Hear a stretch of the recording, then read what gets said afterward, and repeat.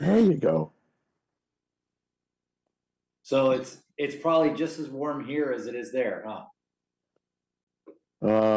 I hate to disappoint you. It's I don't know. It's like 10 degrees here or something. I didn't check this morning. 10 degrees Fahrenheit. Yeah, we're getting our heat back this week, so it started this weekend. So it's just, yeah, it's definitely warming up now.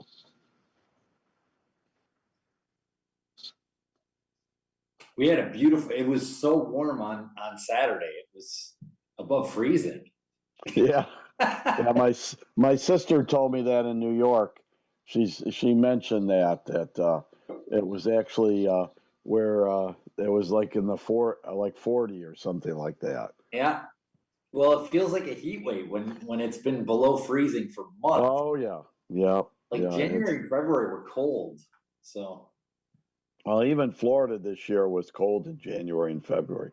Cold for Florida. Okay, Sure. I'm going to say cold for Florida. Yeah.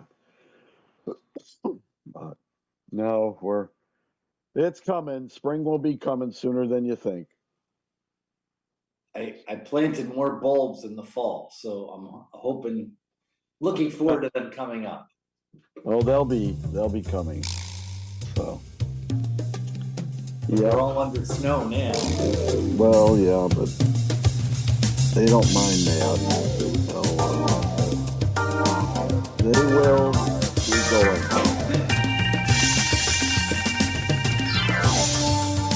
So, did you work at Kodak? Did you say you worked at Kodak? Yeah, 40 years. Do you know someone named James Ramsell or Jim Ramsell? I might have, but when I started working at Kodak, they had 65,000 people in Rochester working at Kodak. So I know people ask me, it has happened where I actually knew somebody once or twice. And not that often. Okay.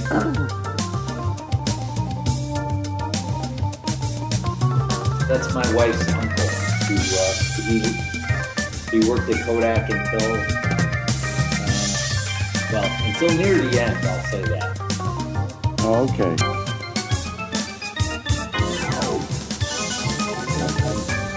John, I saw, are you on oxygen today, John? I just saw a picture of you. Yes, since January. Really? Yep. Cool. I had 2 heart attacks and overlap.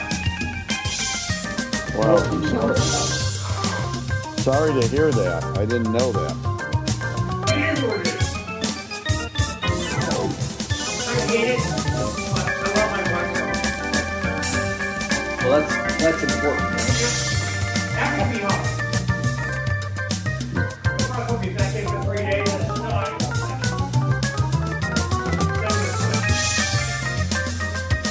Yep.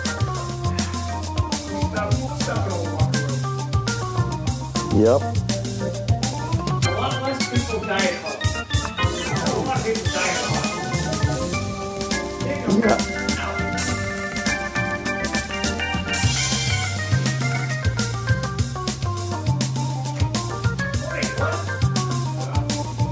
Morning.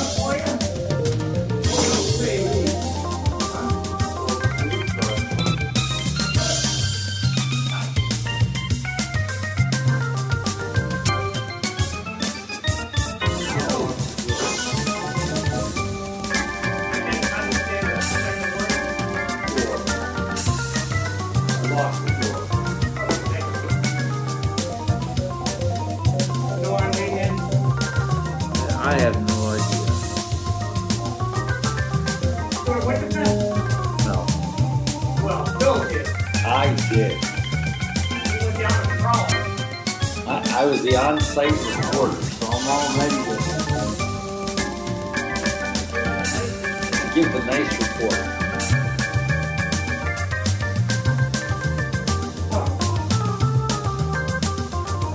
Did you get that refurbished?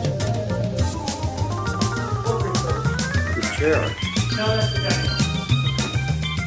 One day we had 6 weeks. Perfect. Hi, Mike. Good morning.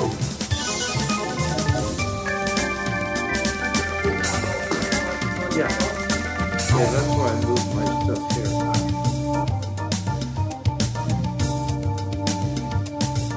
My problem is I'm old. Oh, yeah. Mine works fine.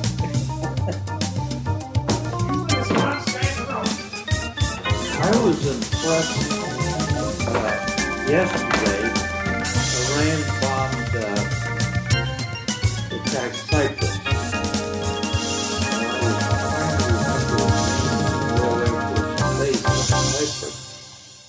My wife came up with it.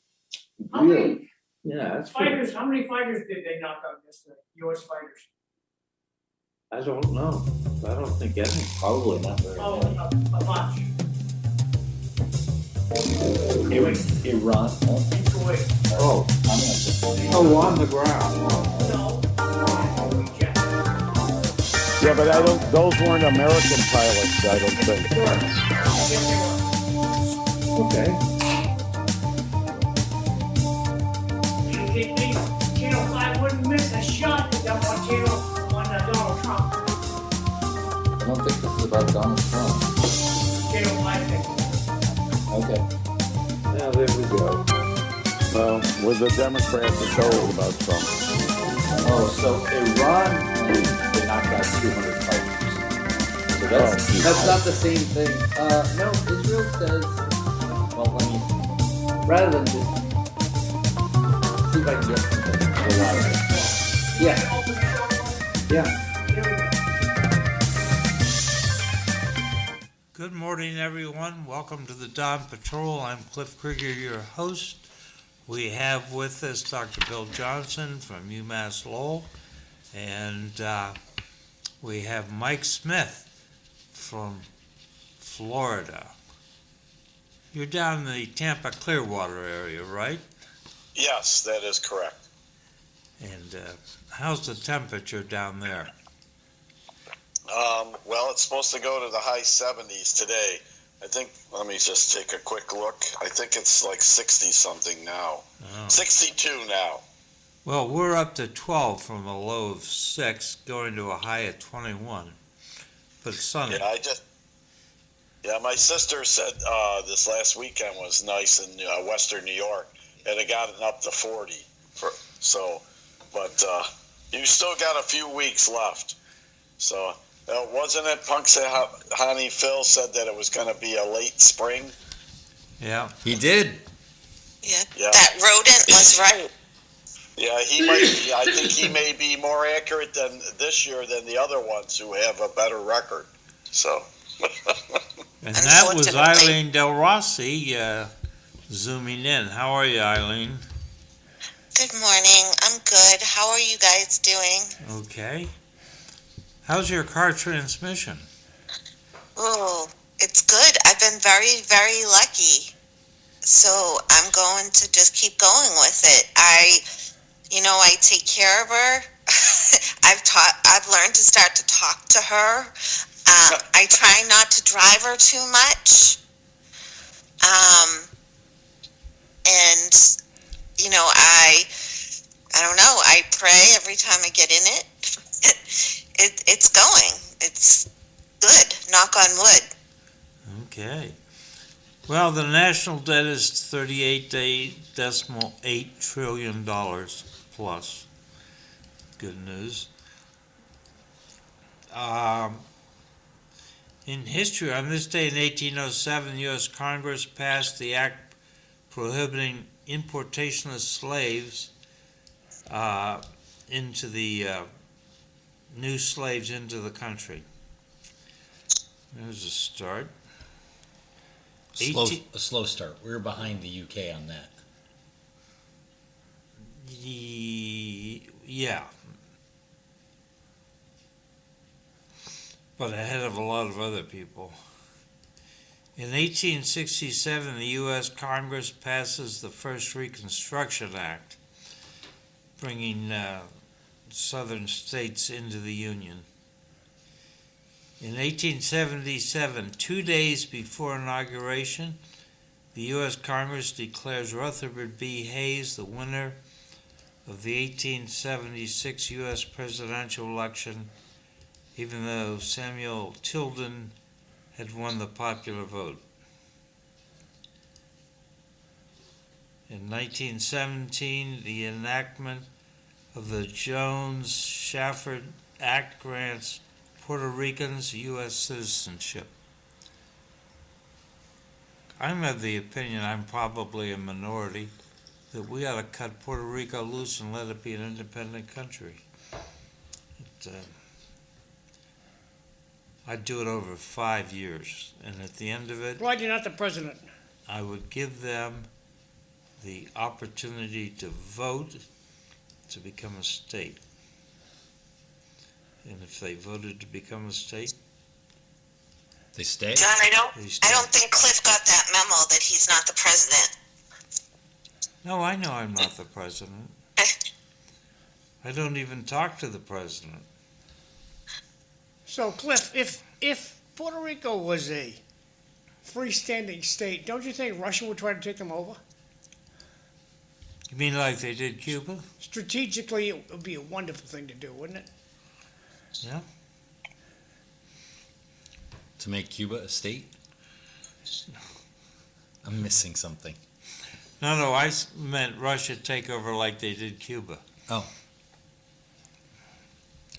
So in 1949, Captain James Gallagher lands his B-50 Superfortress Lucky Lady in Fort Worth, Texas, after completing the first non-stop round-the-world airplane flight in 94 hours and 1 minute.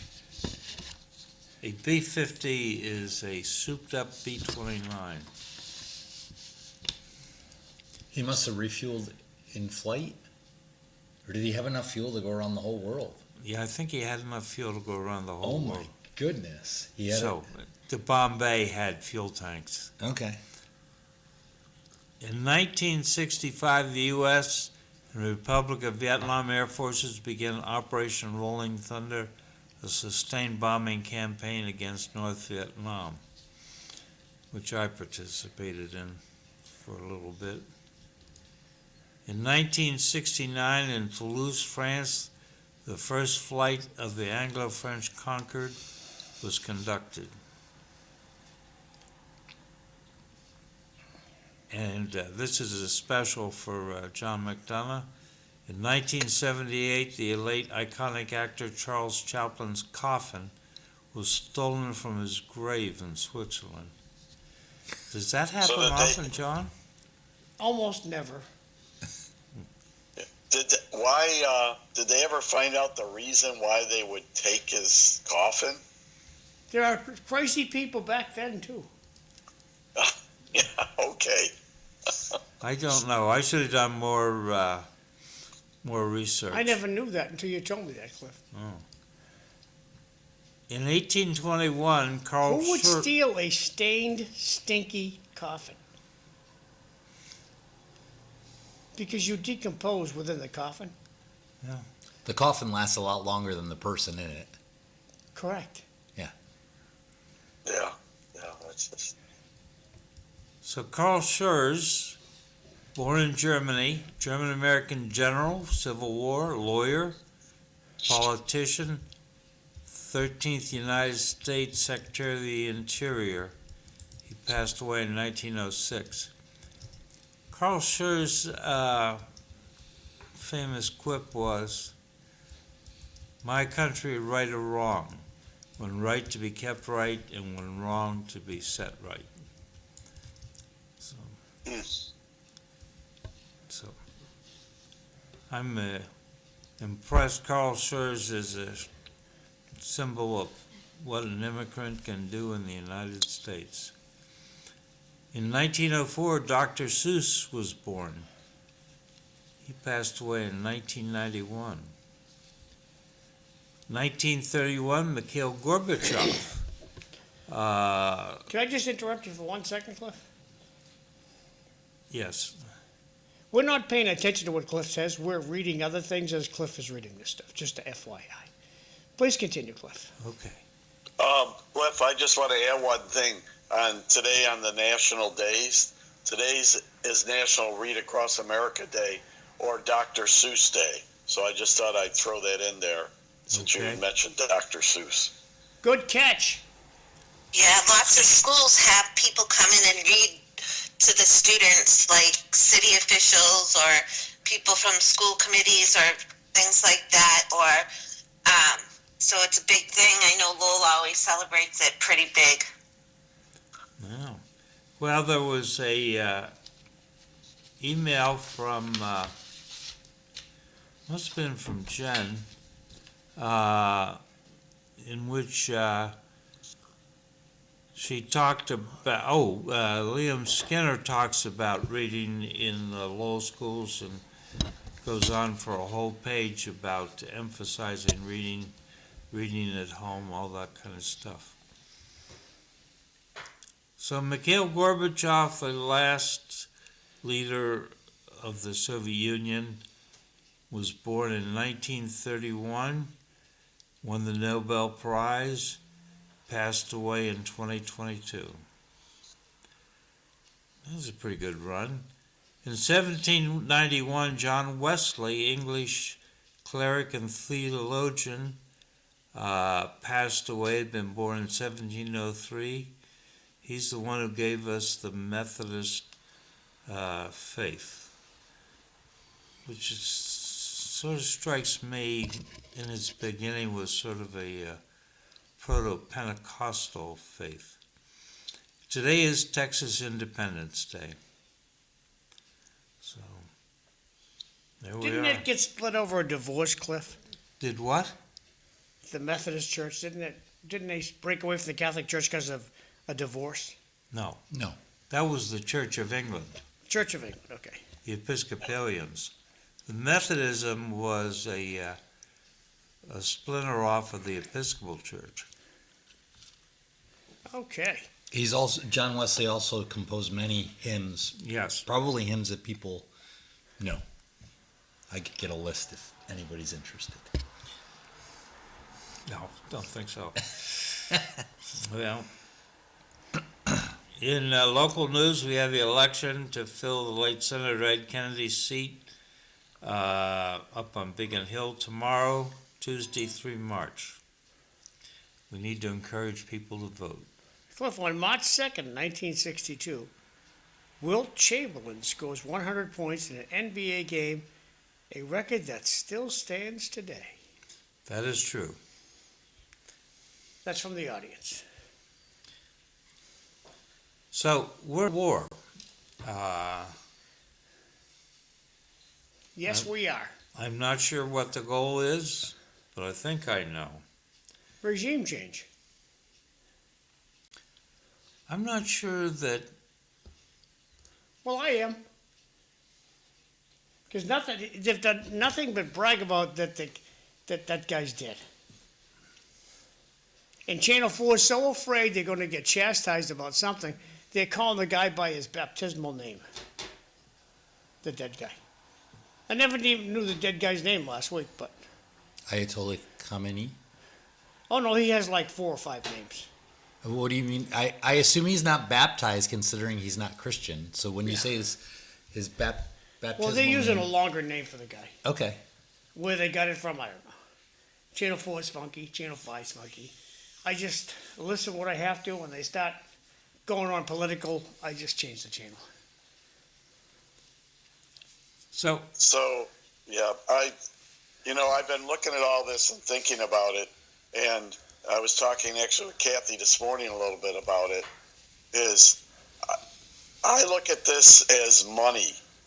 The countries like Saudi Arabia, United Arab Emirates, all of them are getting more and more people coming there, and they're boosting their economies and trying to expand them.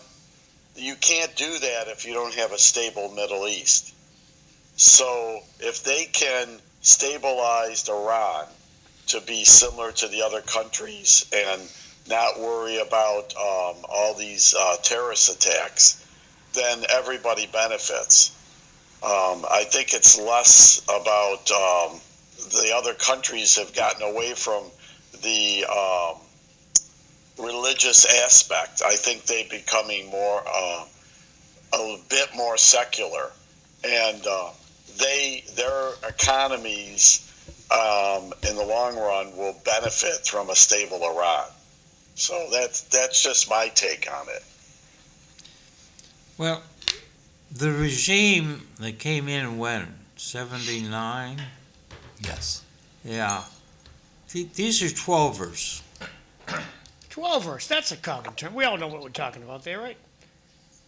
Bill, can you tell me what a 12er is? Sure. I don't No, know. Bill, Bill's gonna tell me. I don't know what a 12er is. I'm Okay, not so if we familiar with- didn't ask, Cliff would have just kept rolling along. John, Hi, you're Cliff. stretching this out so far. I understand. Are you because- ready for the answer? Because you use. Are you ready? You use foggy. Are you ready? Did you I'm want- ready. You asked me a question. You don't want the answer? Or? No, I don't. Okay. I'm ready. So, we know that there's Sunni and Shia Muslims and other little groups. The 12ers are Shia who believe that the 12th Imam in the line of succession is occulted, that is hidden, and that he will emerge in the final days. They are waiting for this person to show up. They are a very rigid and Kind of like the Jews waiting for the Jesus? yes. Okay. So the Ayatollah's gone, but the 12ers are still running the operation. I think what President Trump wants, because he thinks that they're real people and therefore they can negotiate, I think President Trump wants them to agree and demonstrate no nuclear development, no missile development. So, while he has encouraged the street people in Iran to overthrow the government, I think he'd be willing to negotiate with the successor to the Ayatollah. I think it's a little disappointing that we live in a democracy and we're speculating about what the president wants. I would prefer to know what the president wants because the president told us what the president wants. And that seems to be a good way for democracies to operate. I really hope the Iranians aren't guessing what the president wants, because the United States and Israel are bombing the heck out of Iran, and if Iran's just guessing what they want, that's not a good thing. I think I know what Israel wants, and it's not good. So I don't know. I don't think it's a good thing that we're speculating what the president wants. If they took this amount of time to put together a campaign like this, I'm going to say that they have an idea where they want this to go. But that doesn't mean, and I agree with you, Bill, he should make it clear to the American public on what the end game is. Because if he can make that clear to the American public, he would have more support if he's more transparent. So I think a lot of people are guessing, like you said, on where the end game is going. And again, I say that if you have a stable Iran, the whole Middle East becomes more stable. It's, the other countries, with capitalism, they're more into that than Iran was. The other end game here is that Iran was selling a lot of oil to China, and they were also providing arms to Russia for the Ukraine war. If they can cut that off, the Ukraine war might finally come to an end. So, there's a lot of balls in the air on this, and I have a feeling that if they can manage that, which I don't know if they can, but Iran was selling their oil really cheap to China because they needed the money. If they can, if the price can get boosted up, that China has to pay more, that might affect them too. But I think some of it has to do with Iran providing a lot of stuff to Russia too. So it's money. It's all about. It always comes back to money in ways. Comment from the audience. Good morning. Maybe the media should ask why Obama sent a plane load of cash to the Iranian regime. Another comment from the audience. So that's an easy thing to answer. But You can answer it in just yep, a second. I'd love to. One more comment. Isn't this war really about American dollar? Back to you, Bill. Go ahead. Yeah, so the question about the money sent to Iran, this actually did happen. So Iran had been selling their oil under the sanctions. They were not allowed to receive payment for their oil. So the U.S. had escrowed this money. And then when they met the sanctions relief regime, the U.S. had a deal with Iran where Iran would not develop nuclear weapons. And Donald Trump decided that he would pull us out of that. And he promised to give us something better, a better deal. I have yet to see the better deal. I'm still waiting.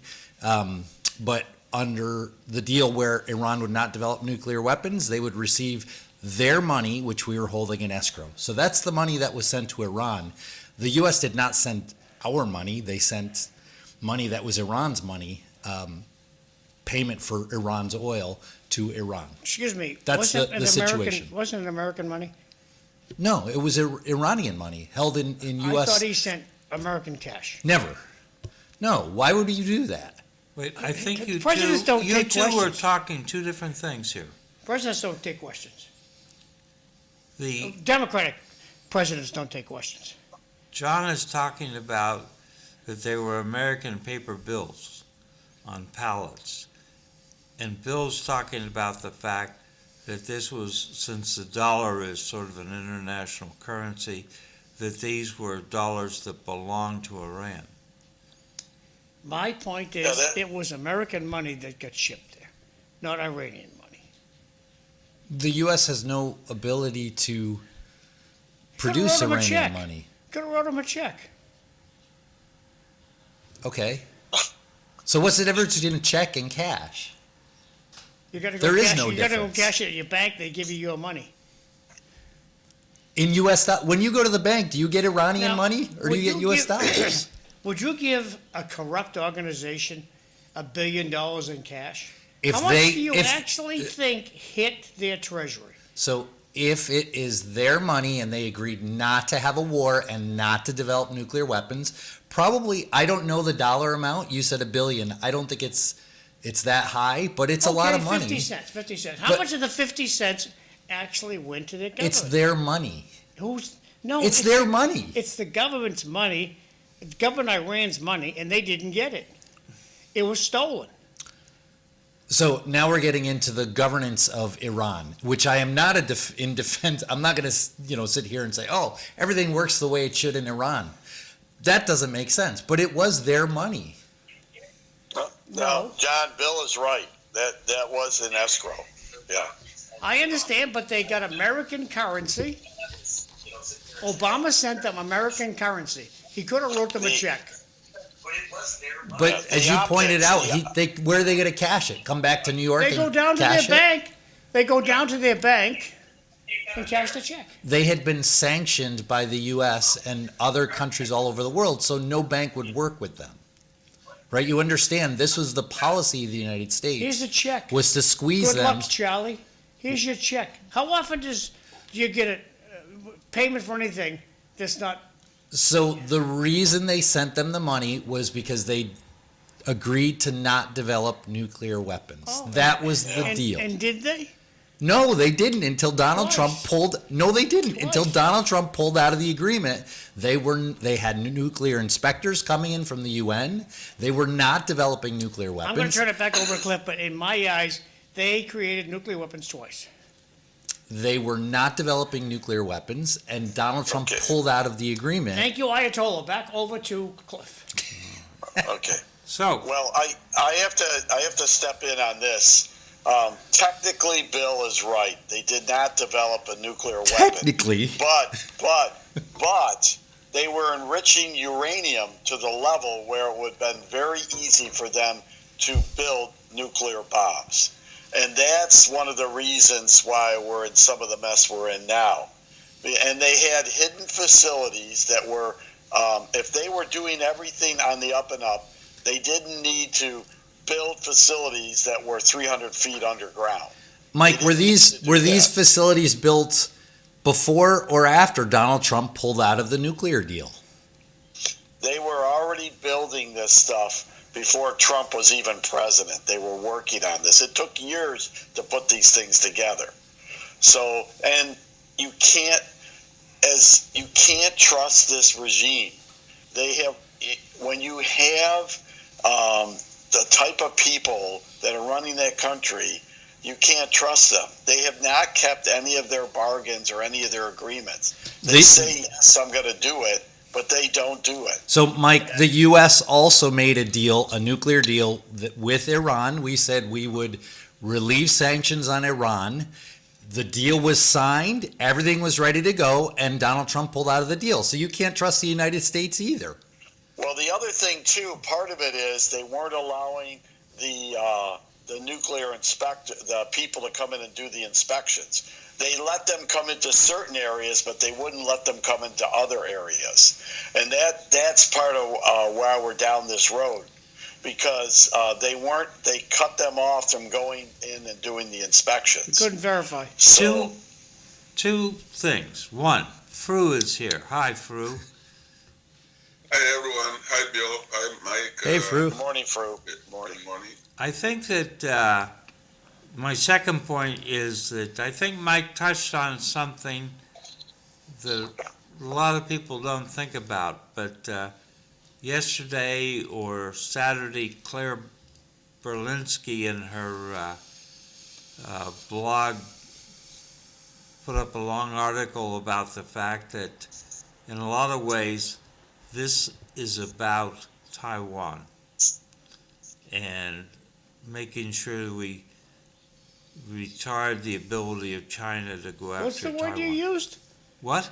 What's the word you used? Taiwan? Taiwan? Make sure we what? That we're trying to constrain China That's better, thanks. with regard to Taiwan. This is not an issue that should be totally ignored. There are a lot of reasons this is all going on. It's also definitely related to Ukraine. It's, in 1989, the U.S. and Russia guaranteed Ukraine's borders if they give up their nuclear weapons. Then Russia violated their agreement, and the U.S. did almost nothing about it.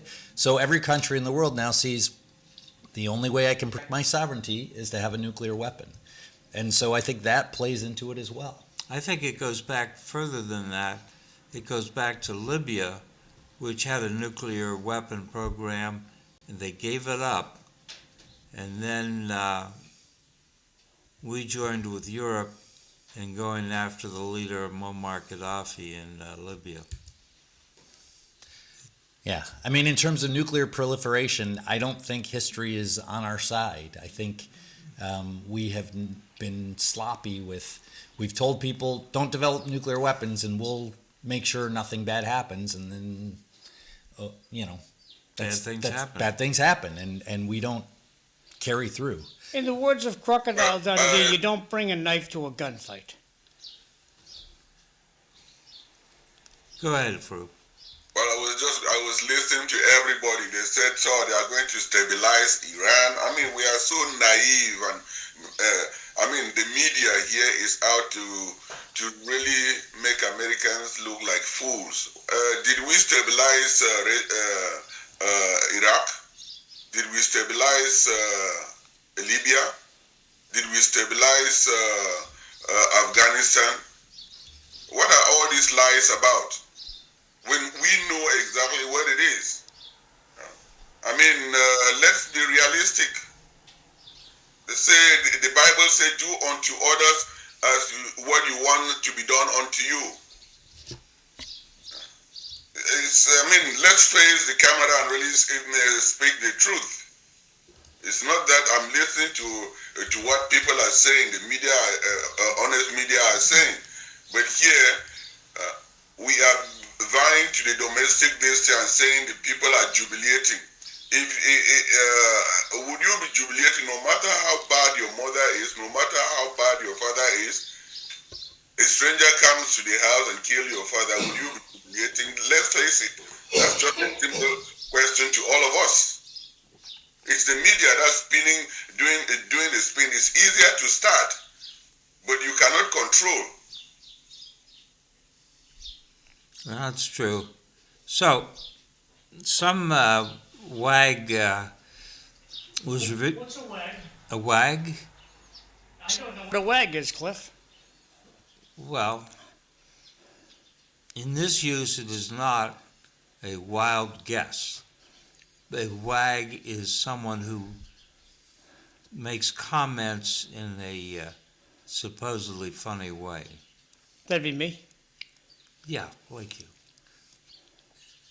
So anyway, they said Muslim countries that support today's U.S. attack on Iran, Kuwait, Saudi Arabia, Qatar, Turkey, UAE, Bahrain.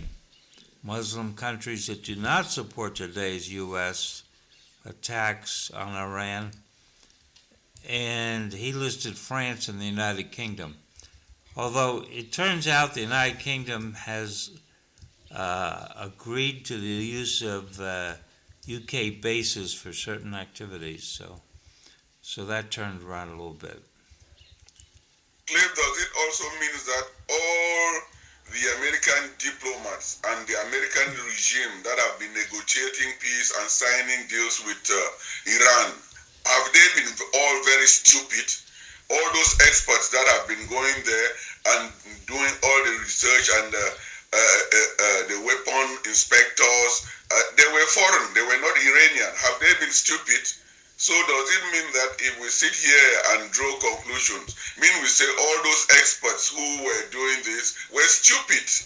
Are we saying that we are sending stupid people and foolish people to go out there and be negotiating and signing agreements with at the international level?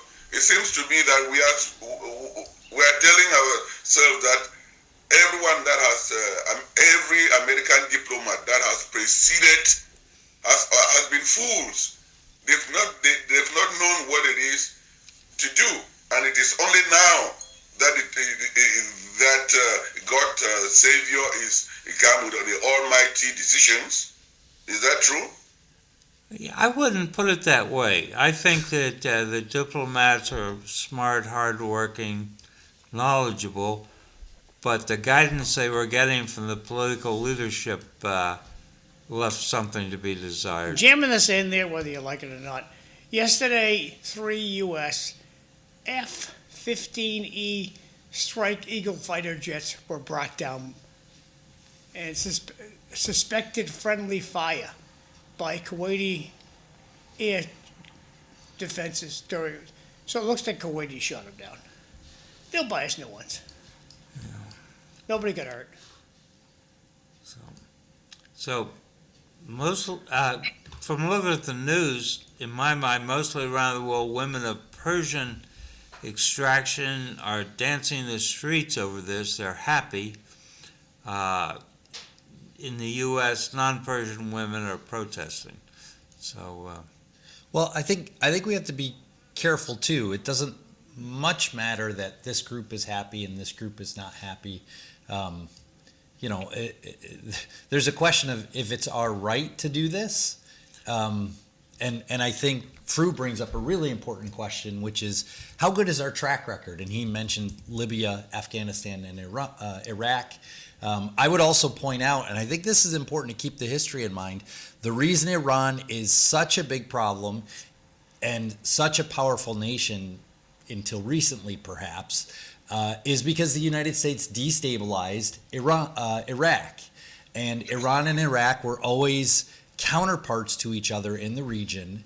And the U.S., by destabilizing, I don't know what you want to call what we did in Iraq, overthrowing. That's good. Whatever term you like.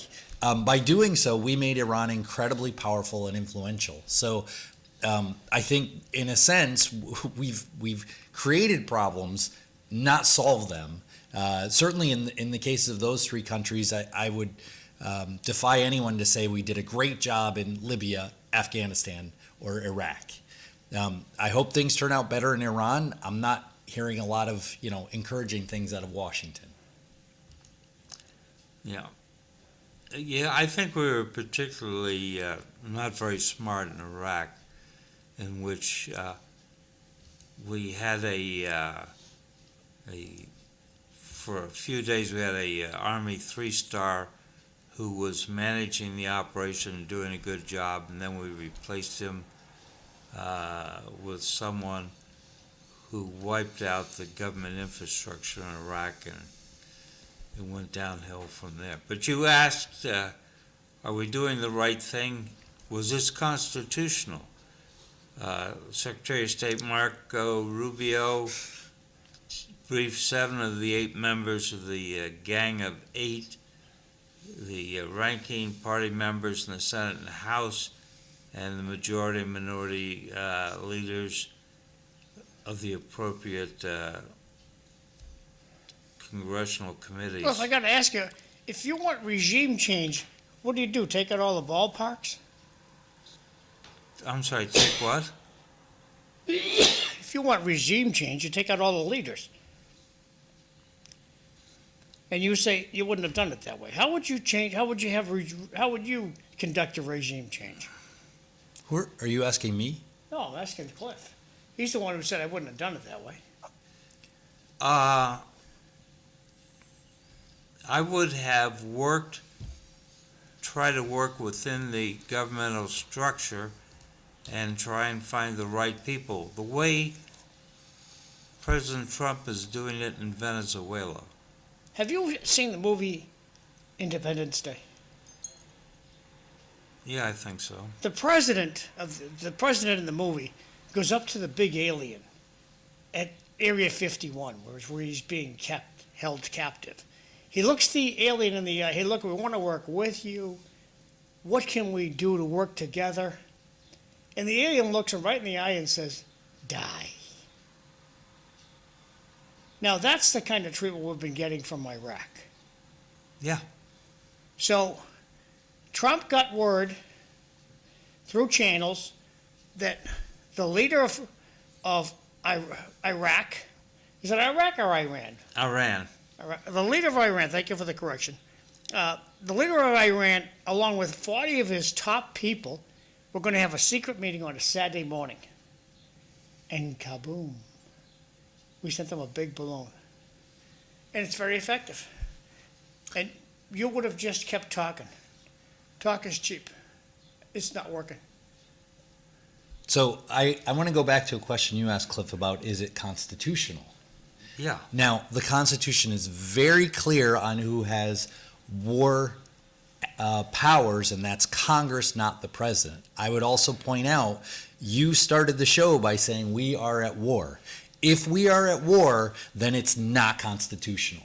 If this is a war, only Congress can declare war. I don't care who the president told, Congress has to vote and declare war. If we're at war. If this is a police action, if this is a diplomatic skirmish, then it's fine. But if it's a war, then it's not It's constitutional. going to be over in a month. Trump said that this morning. Yeah. May I also add, Bill, that has there been any precedent? There have been many wars. Have there been any precedent action like this without going to Congress? And I would also ask that. Anyway, that's the question I want to ask. Yeah, when we took out Saddam Hussein. Under this administration, we have bombing of boats that allegedly were carrying drugs. We have the kidnapping of an independent nation's leader. These are acts of war, but Congress is clearly not approving them. Under prior administrations, as John points out, we've done this as well. We have definitely attacked other nations without Congress voting on it. Eventually, you could say, well, in Iraq there was I guess Afghanistan was the vote originally to authorize use of force in Afghanistan, but it's been used very liberally, and the president, and we've seen this actually over the last 30 years. The president that office has been given more and more power in this area in a way that I'm not convinced is constitutional. I got 4 texts. Bill, again, I have 4 texts, please. Isn't the war really about the American dollar? What was Iran like before 1979? Peppered Farm remembers. And then this says, good morning. I wonder if the planes were shot down with our own weapons left after Afghanistan. It's already been introduced to the audience. I'm sorry you missed it. That it was friendly fire that took those 3 U.S. jets down yesterday. Fru was next. Go ahead, Fru, please. Thank you for your patience. I was just asking everybody, are we safe as average American citizens traveling all over the world? Are we safe with this action, or are we building alliances or standing alone? If you look at the entire world, does this open, what chapter does this open, and what new world order is this going to create? Well, it's a good question. I think that the other countries in the Middle East, the non-Iranian ones, are standing with us. I think that if you don't have nuclear weapons, you're not a country. John, that's the message that the U.S. is sending. Yes. That's the truth. Okay, If you don't have the big gun, when you're was nothing. the last time we declared war? I don't know. Let me ask Google. All right. Is it 1945 or 1941? Right? Yeah. Is that might be the case? I'm not Yes, I think that's the case. sure. Okay. We did not declare war in Korea. We did not declare war in Vietnam. There have been no other declarations of war. In 1973, Congress, concerned about the split, they have the power to declare war. The president is a commander-in-chief. Sorry, 42. I said 41. Yeah, has the power to Good catch, Cliff. has the power to commit forces to defend the United States. So they passed the War Powers Resolution in 1973. And it provides the president can send U.S. armed forces into action abroad only by Congress's statutory authority or in case of a national emergency created by attack upon the United States, its territory, possessions, or its armed forces. The president's got to notify Congress within 48 hours. He's good for 60 days, and he has 30 days to wind it down if Congress tells him to. So that's the legal authority. So I just want to add in, Cliff, I did some reading up on that this weekend, and there's a big debate what would happen if that went to the Supreme Court. But nobody, from what I'm reading, nobody wants it to go to the Supreme Court. What's that thing called? Because The Military that would make Powers a Act? final decision on whether the 1973 War Powers Resolution was legal or not. Because again, as you mentioned earlier, the president is the supreme commander of all the military forces, and so it would be interesting if this got to the Supreme Court. I'm not sure how they would rule on this, but they're saying that it's been mentioned more than once, but nobody wants it to go there.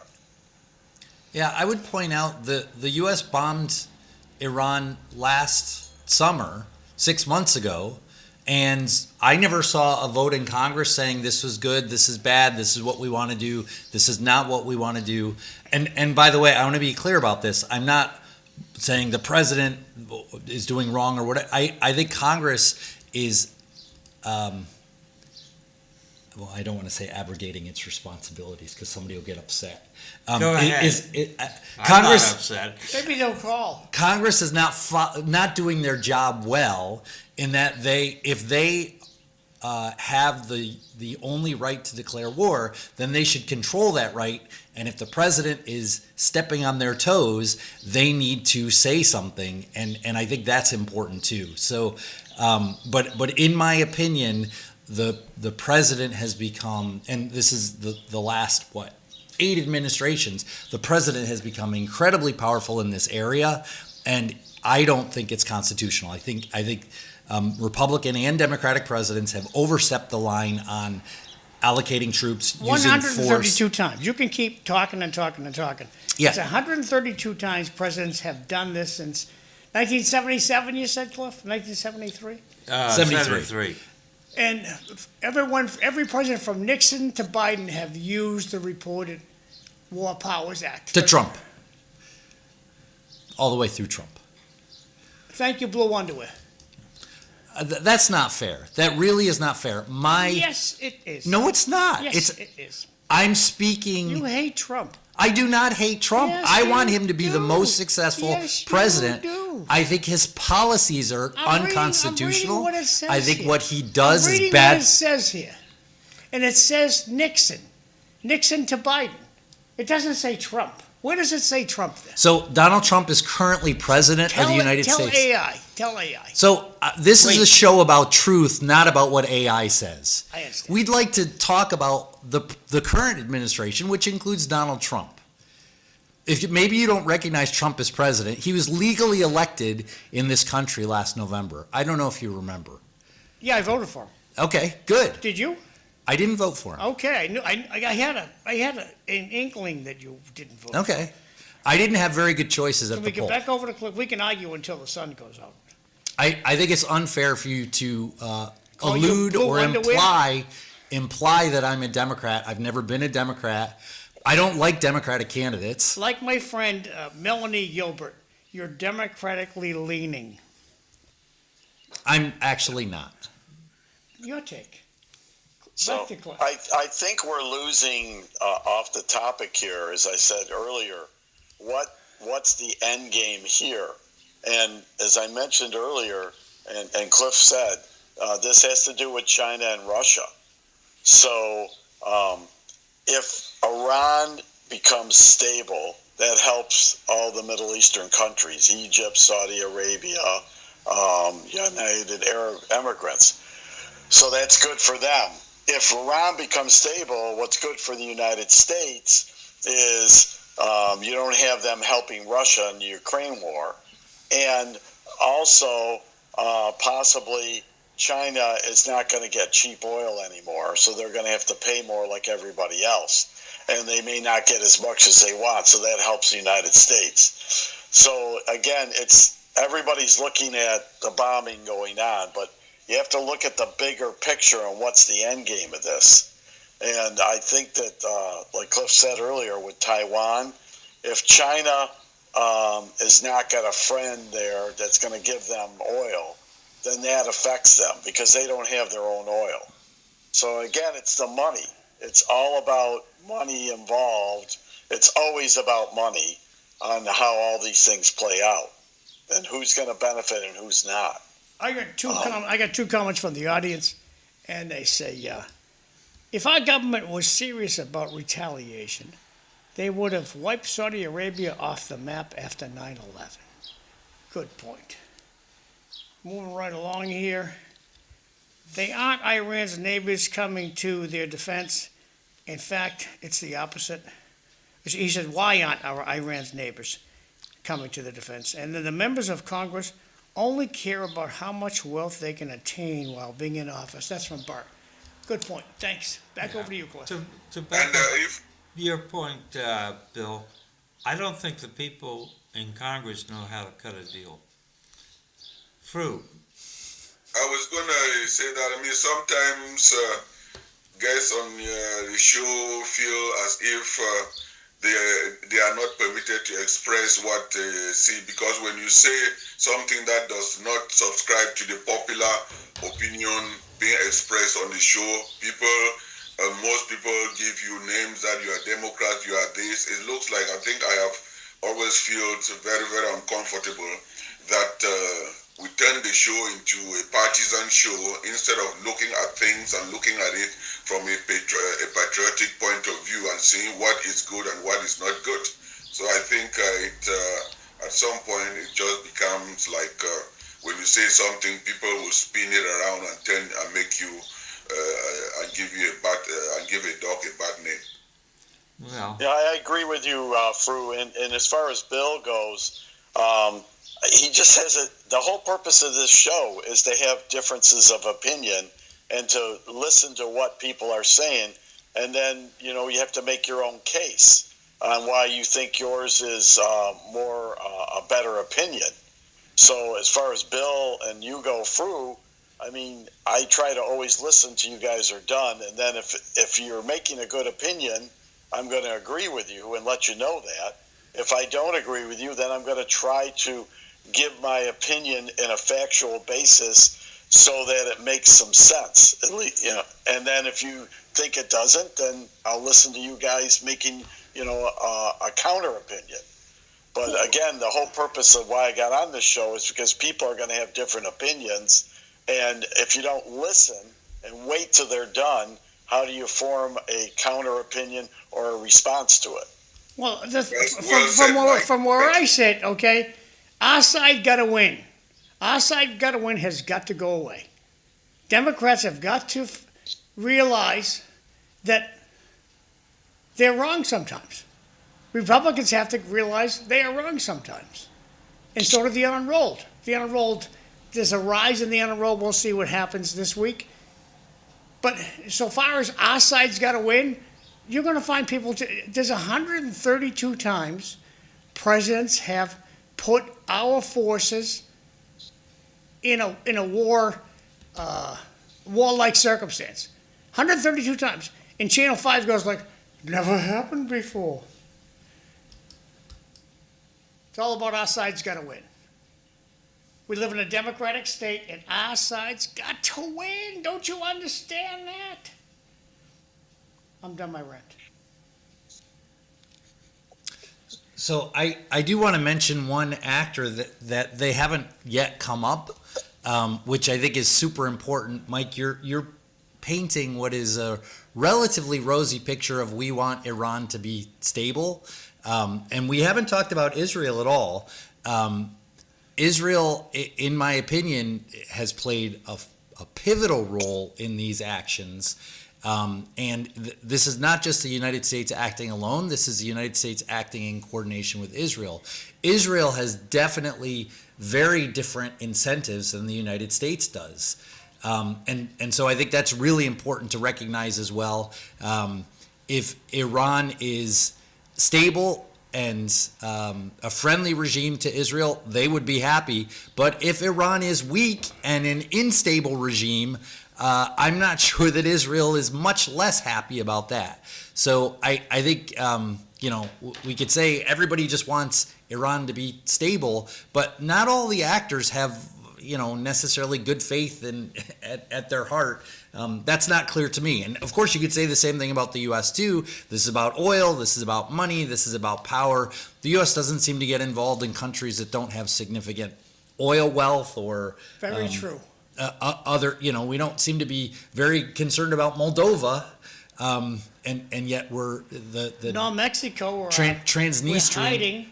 Mexico has lots of oil. We're hiding in our hotel rooms in Mexico. And so I think that's let's go back important to Israel. too. I think Israel's concern is that the Iranian regime has promised death to Israel. Yes, and I think they have every reason to be afraid of them. And if Iran ever got nuclear weapons with ballistic missile delivery systems, it would be as easy as punching a button.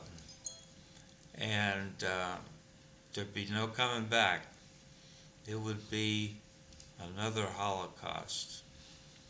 You'd lose 5 million Jews easy. So Israel also has nuclear weapons. I think you'd have a nuclear war. I don't, to call it a Holocaust is not fair. That was an attack by a systematic state on a group of people. What we'd be talking about now is two states that are nuclear armed having a nuclear conflict. And by the way, Israel has plenty of nuclear weapons. They have conventional weapons. They're a very powerful nation. Cliff, I think Fru had a point you want to make. Then I have some I was just saying that if we refresh our minds, we see that a leader in Israel named 7 countries that they were going to eliminate them. And if that, I'm not the one saying it, it is out there, experts have said it and heard the voice saying it. And if you have that pattern, what convincing evidence else that we can give here? And then all those 7 countries have been targeted. No matter what they do, what convincing evidence can you give about all those 7 countries? A comment from the audience. If Bill were a true blue Democrat, he wouldn't come to the show.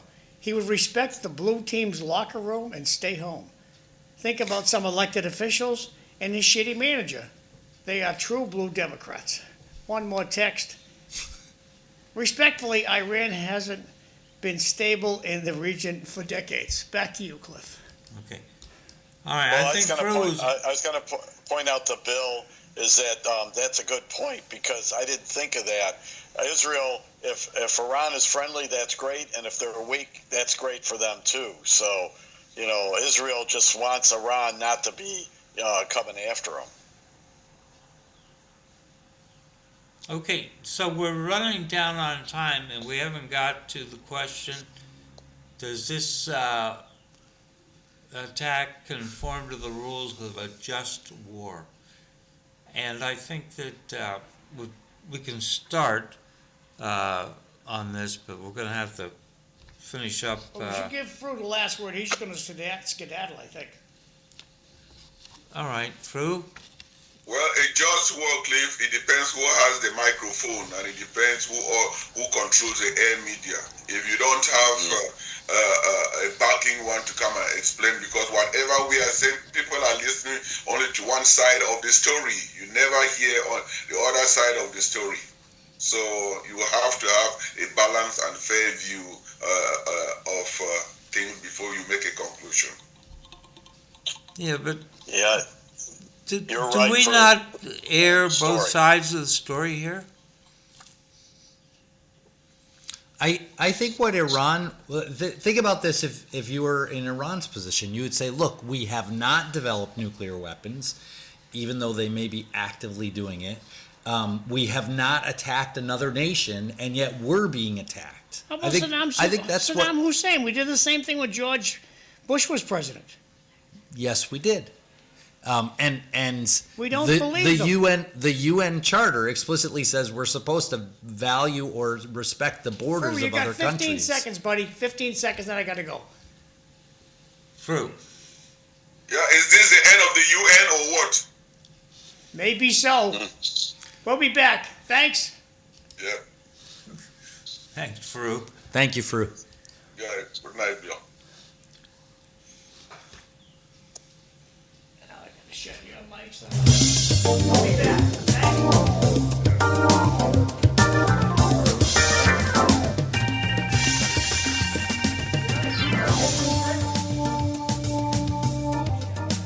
Eileen had to go. She sent me a text. Where did she go? She said things aren't going like she thought they'd go. She has to run. Eileen had to go.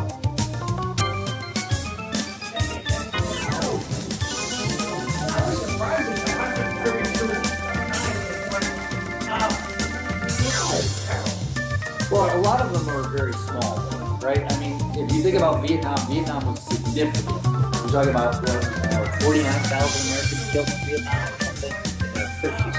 Yeah, so that was big. A lot of them are, I think, guys in the if you think about Vietnam, Vietnam was significant. They sent the troops into Panama.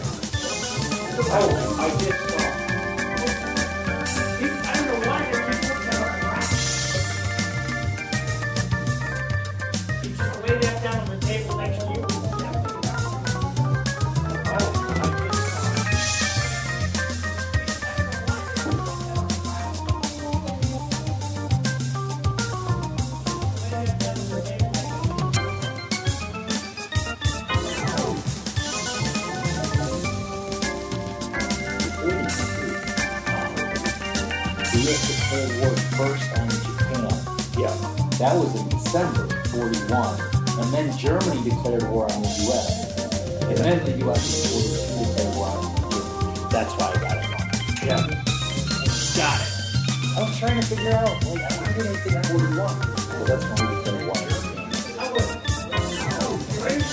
You want to roll? I'm ready.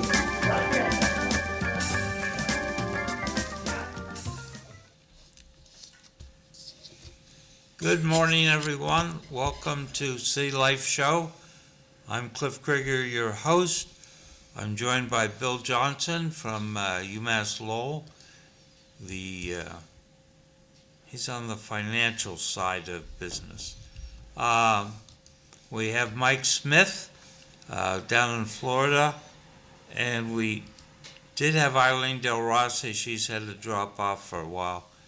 And of course, we have our producer, John McDonough. And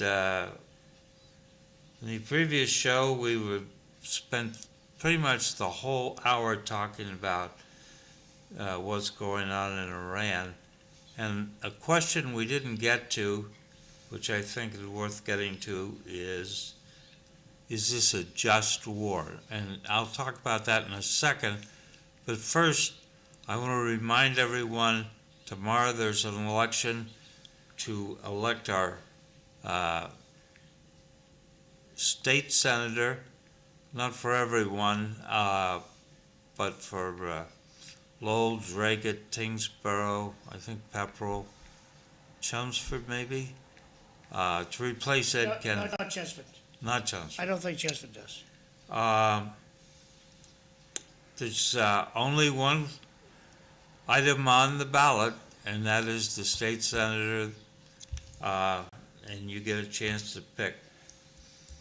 And don't pass this opportunity up. But just war criteria. First question, is there legitimate authority? We talked about that. Does the Congress has the authority under the Constitution to declare war? The president, as commander-in-chief, gets to defend if there's an attack. So, is the president a legitimate authority? I sort of quasi think yes. The how many little dust-ups have we had? John said 142, I think. Yeah. Of times the 132. president. 132? Okay. And that's through Joe Biden. So No, that's on through top Donald Trump, don't forget. what?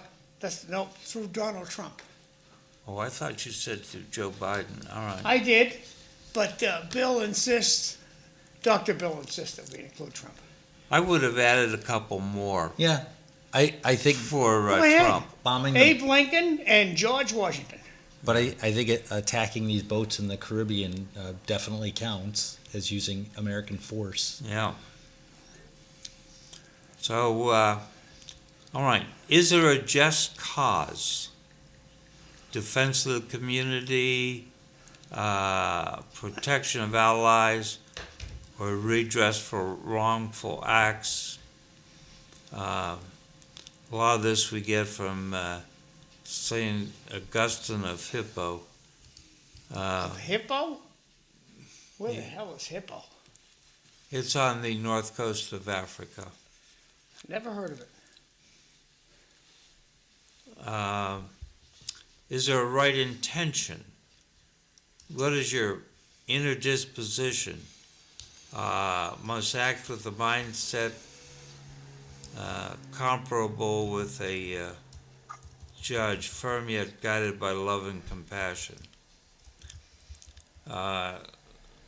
Actions motivated by revenge, wrath, or greed invalidate any claim to a just war. Finally, the goal of the just war must be to establish peace. So, that's a just war. I think it's fairly close to being a just war, but I'm open to discussion. I ran across 3 tweets that Donald Trump put out years ago. This is before he was president. He warned Republicans in Congress that since the domestic policies of the president were not going well, he would try to cause a war in Iran.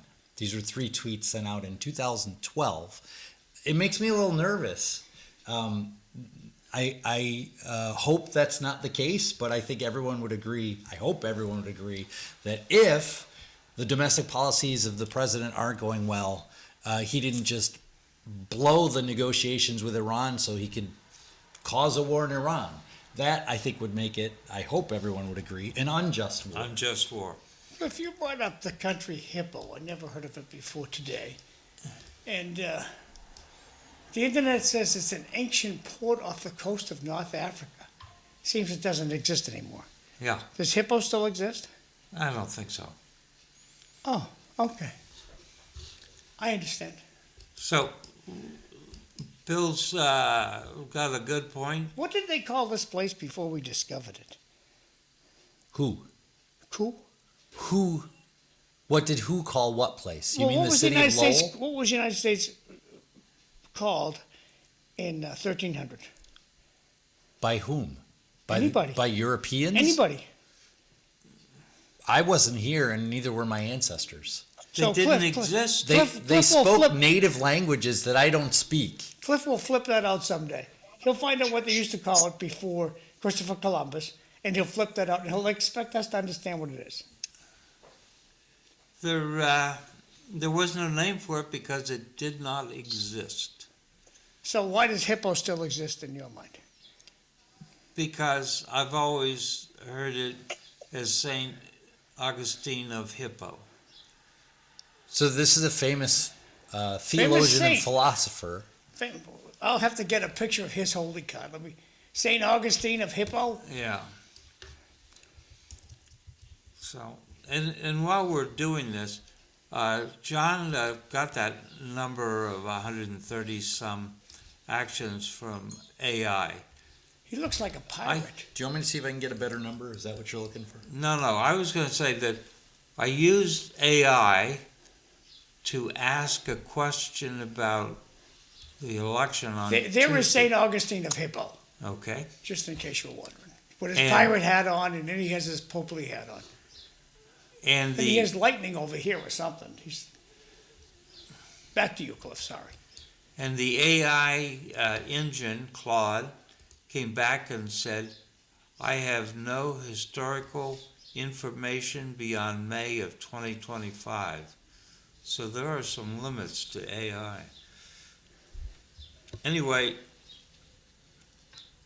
as I mentioned, Claire Berlinski, who writes The Cosmopolitan Globalist, she linked to an article by a Ms. Zineb Rabuga from the Hudson Institute, which is, in my mind, a conservative organization. The Iran question is all about China. Why Operation Epic Fury is the opening act of the Indo-Pacific century. So, if you want to go look at that in depth, you could look for Claire Berlinski or the Cosmopolitan Globalist. All righty. Comment from the audience. It's funny. Dr. Johnson only mentions stuff that President Trump has done, but never starts a conversation what a Democratic president has done. That's not true. Not true. Thank you. I have more critiques and criticisms for Joe Biden than many other people.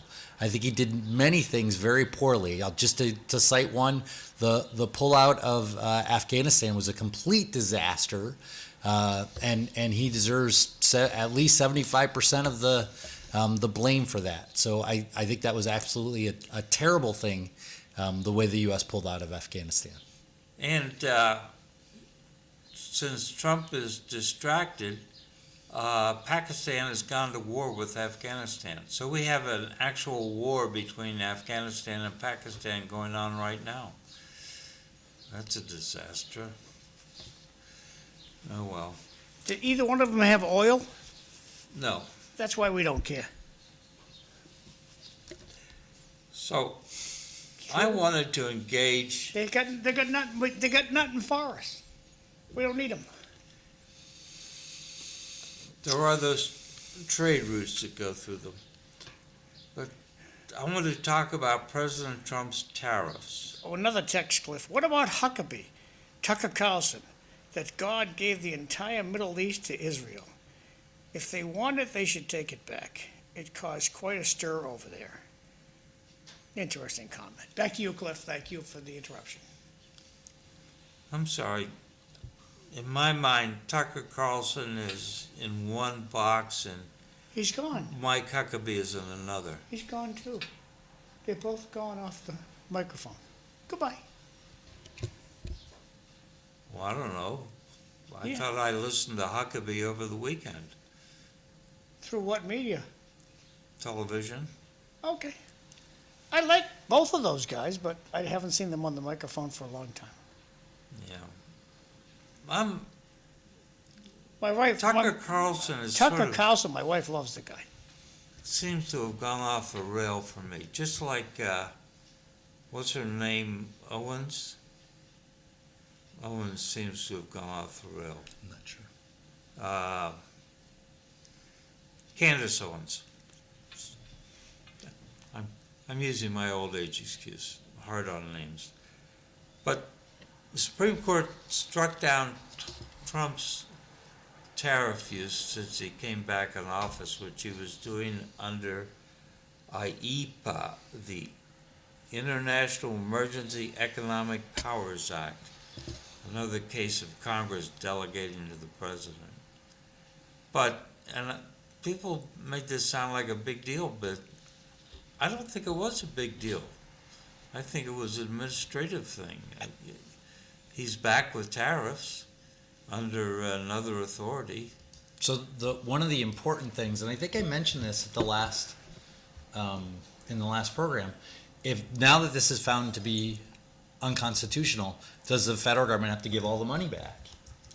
Because you're talking about hundreds of millions of dollars, and if I were an importer and I paid this and it was found to be unlawful for the government to collect this, I think I want the money back. But that's going to be a huge administrative headache. I read somewhere that the government has not, the administration has not conceded that they're going to give the money back, which means individual importers are going to have to sue to get the money back. So you're going to have hundreds of suits to do it. And I think they'll all win the suits, but this is just not really a great way to run a government, I think. No. To tie things up in courts. No, but it's a way to keep lawyers in business. Yeah, which is what we want. Well, it keeps them off the street. More reports of it's an accidental shoot down of those 3 jets in Saudi Arabia. No, Dubai. I think it was Kuwait. Okay, Kuwait. I got Dubai up here. I'm just scanning the whole thing. Yep, shot down by Kuwait Air Forces. An apparently friendly fire incident. Sad. Not Yeah, unusual. I mean, there were 3 Americans killed in Kuwait, though, in other incidents. So, there are American casualties now. I think there were 2 injured or multiple injuries, but 3 have been killed from Iran, Iran's counterattacks. It's important to recognize those people as well.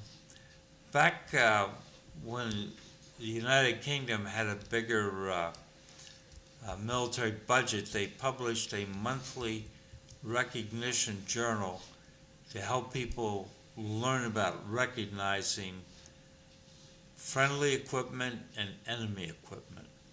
And the back page every month would show the silhouettes of dozens of aircraft that had been different aircraft, different months. Dozens of aircraft have been shot down by friendly fire that the people just didn't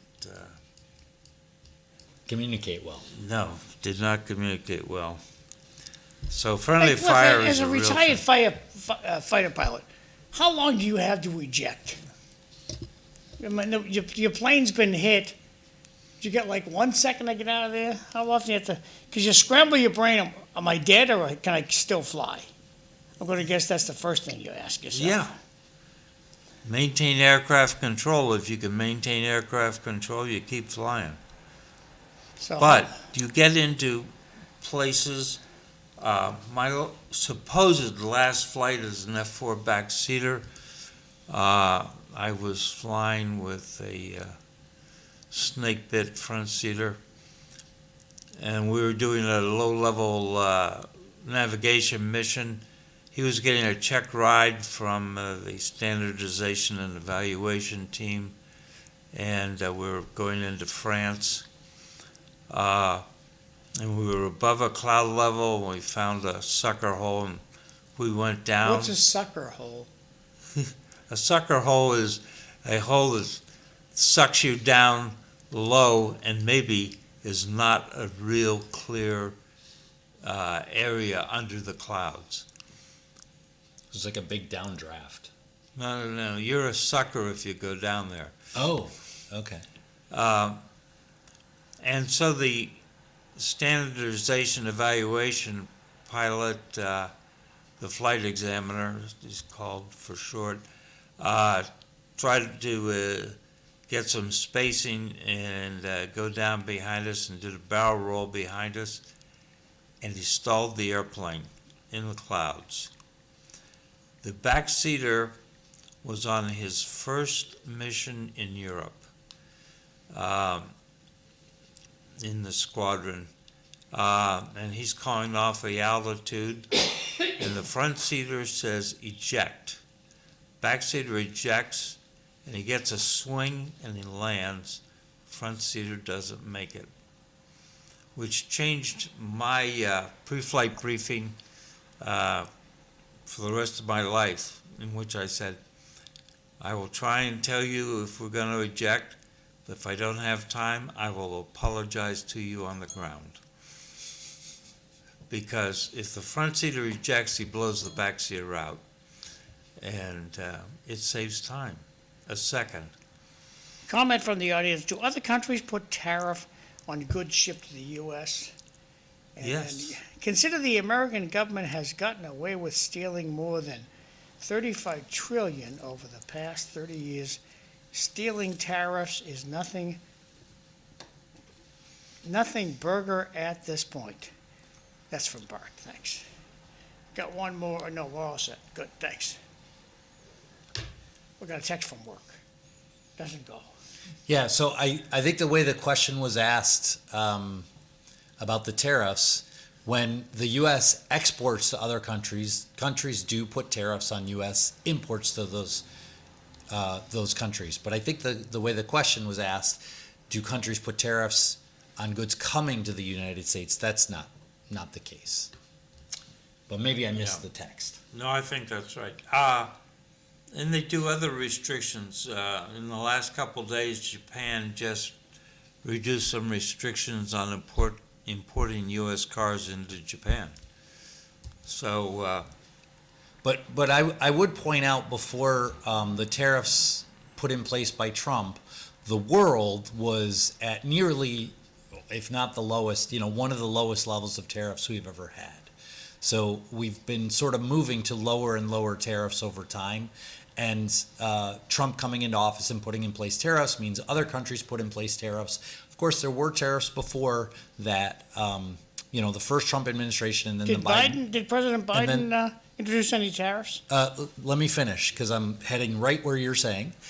Trump put tariffs in the first administration on China, and Biden continued those tariffs.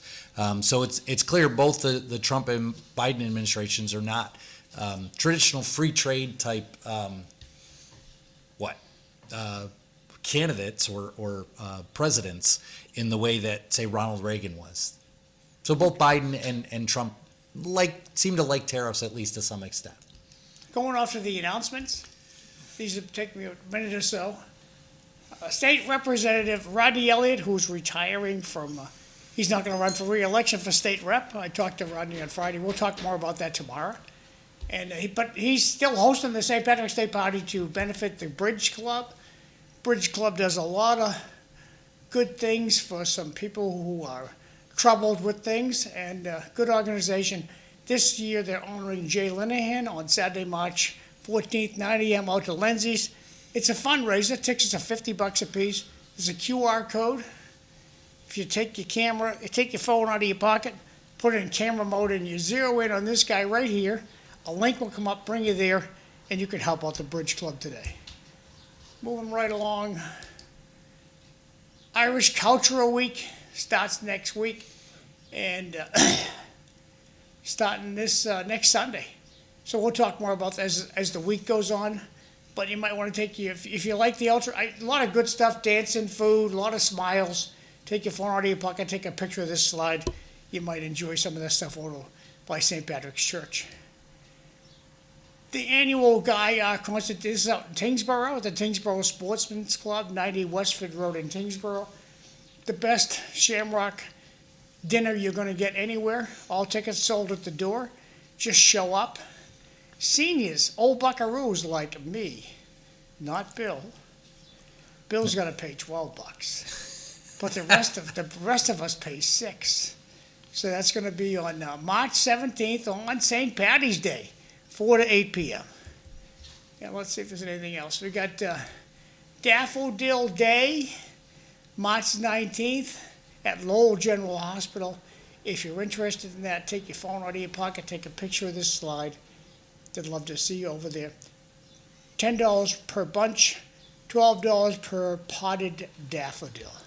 And I think that's my last announcement, so going back over to Cliff. Thank you for your time.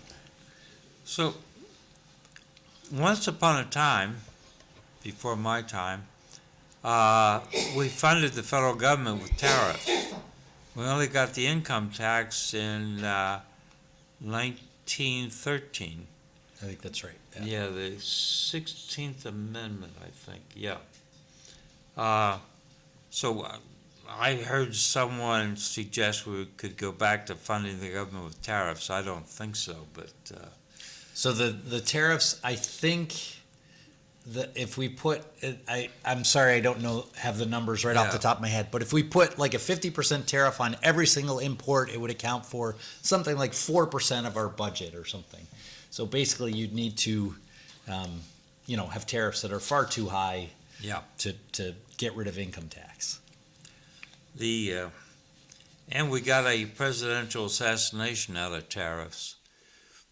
The person who wanted to First I'm hearing of this one.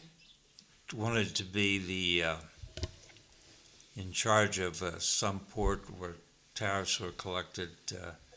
Didn't get the job. He was unhappy, and he assassinated the president, and we got civil service reform out of it. Who's that? I don't remember, and I should have looked it up. Mostly it's anarchists that were attacking, like McKinley and, let's see, before McKinley it was Harrison was assassinated. Maybe. And then Lincoln. And I think and Kennedy, right? Those are the four. Well, yeah. That's okay. We'll look it up for next time. I was trying to remember what the name of the Civil Service Reform Act was. But, I'll see if I can look it up. Yeah. So, I meant to do this while Fru was here, but we never got there. Democrat Representative Maxine Dexter, a physician, Democrat from Oregon, says putting whole milk in schools is white supremacy. And she says, ask the science-based regimens. Do they have Caucasian milk? I believe that person was drinking something more than whole milk to make that comment. She says RFK Jr., the Health and Human Services Secretary, wanting white milk in schools is racist. But we also have a bioethics professor, New York University, Arthur Kaplan. He says Nazis were enamored of whole milk as well. He put this in his blog. I am suspicious. Milk drinking is political. Drinking whole white milk has played a big role in racist and far-right thinking.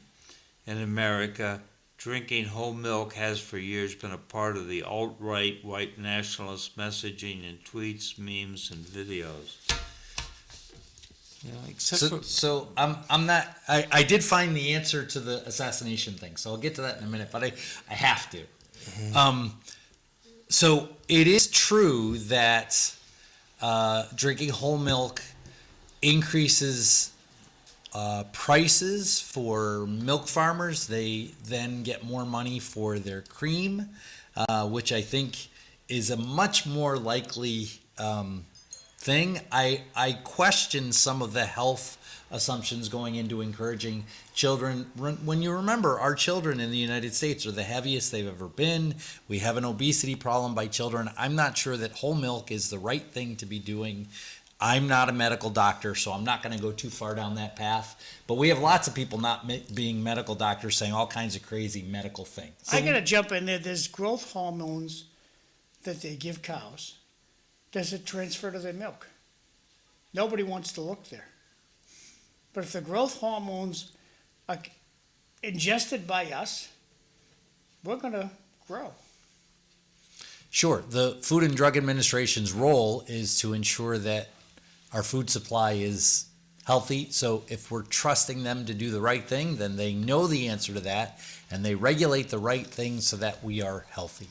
That would be the best answer I could give you. I don't have more information than that. I drank whole milk back in the 40s and 50s. Actually, I didn't like white milk. I like chocolate milk. But that's back when we were healthier. And then we cut out the whole milk thing. So it may have been one of those things where the cure is worse than the disease. Well, I would point out that the diet that you had growing up is not the diet of the average 8-year-old today. They don't eat cereal? They eat significantly more. They drink significantly more soda and candy and sweet, sugary cereals than you did. No. So I have the answer to the assassination question. Go ahead. Okay. So there's a Pendleton Civil Service Reform Act. Yep. Can I just, this might be related. Sherry O'Connor Barbosa says that Charles Guiteau. Charles Guiteau killed Garfield. And I'm a steward of... Stalwart of stalwarts. I don't know what that is. But anyway, back to you. So Thank yes, you, it is. Thank you, Sherry. I did find it, Garfield's assassination. I missed Garfield. I forgot it. Our heaviest president. No, that's Taft.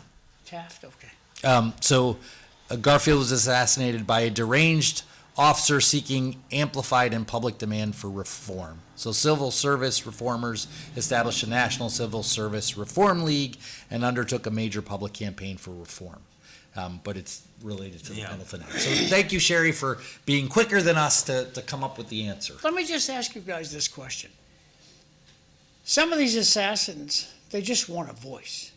So if they shoot their gun in the air 5 times, don't you think they get the same microphone without killing the fearless leader? So what I think is that it's very hard to be famous for good things in life. It's very hard to win an Olympic gold medal, for instance, right? That's really hard to do. Some people want to be famous so badly that they'll do a terrible thing. Sometimes it's silly and terrible, like, I don't know, go jump in the Trevi Fountain or scale up the side of the Washington Monument or some crazy thing. But you can get in the news doing that. I don't think if you shoot in the air, you get as much notoriety as if you go into a school and do something terrible, or you go shoot at the president, or any number of things. I think that's one of the downsides of the culture that we have, which is people really want to be famous. And they will sometimes do things that are terrible because it's easier to be famous for doing something terrible. Three comments from the audience. Would Bill agree that China is a terrible trading partner?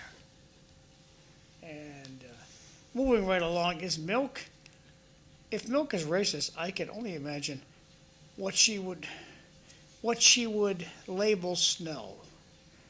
The kids are overweight because they sit around and eat garbage put on their table by their parents. That's from Jay.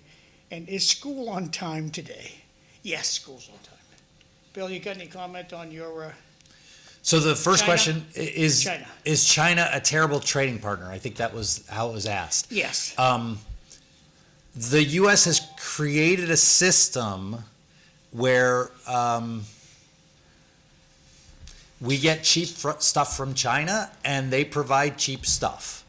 So the one important difference is that they subsidize a lot of things. They subsidize industries deliberately to make things cheaper unfairly. But I think the right way to so the simple answer is yes, but it's complicated. I would say China is not a fair trading partner in many ways, but we need to be careful and smart and work through the right international institutions like the World Trade Organization in dealing with China.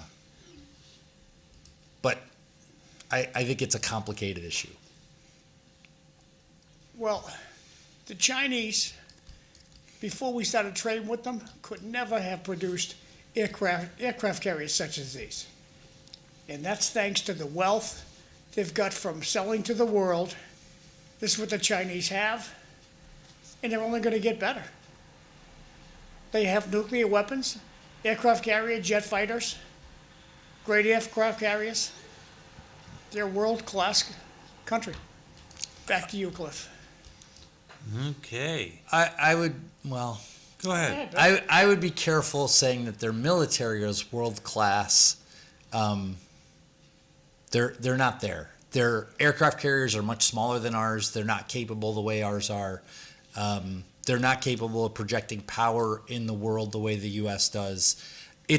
China is a powerful and a growing nation, but it is a country with significant problems, not just their governance and their government, but significant demographic issues and social issues. Of course, we have issues as well. Once one of the biggest countries in the world, now number 2. Yep, and that's their demographic issues are significant as well, which I saw you have in our notes to discuss today if we get to it. We never. I gotta say this: I never seen an aircraft carrier like this. Expected to decline, and their economy is not what everybody thinks it is either. So they need to finance, this military they're building, and if their economy is not doing as good, then that puts a strain on them. Also, their big weakness is they have to import all their oil and that energy. So that's a big weakness for them that could hurt them in the long run. I just want to draw attention to the launch chutes they have on their newest aircraft carrier. Never saw such a thing. That's pretty cool. No matter what you say, that's pretty cool. I mean, when you're landing, you got to aim for one of these puppies. Bad enough you lost a wheel. I think that they should get rid of one of these.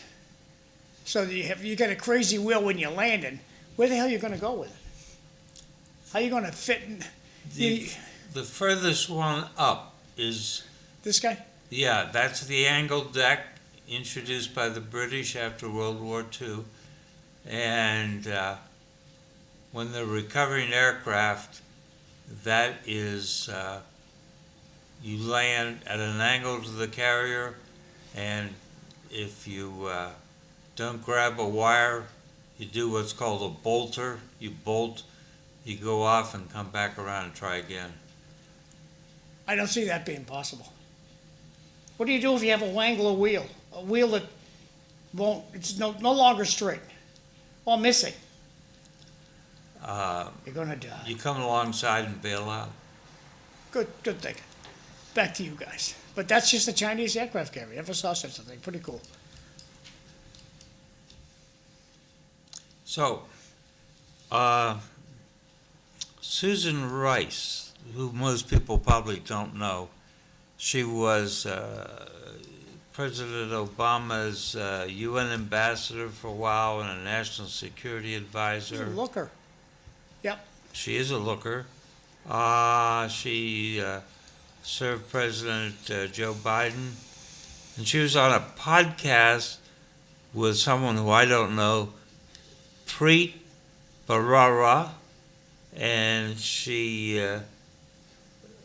flat out said a message to conservatives, Republicans, Trump supporters.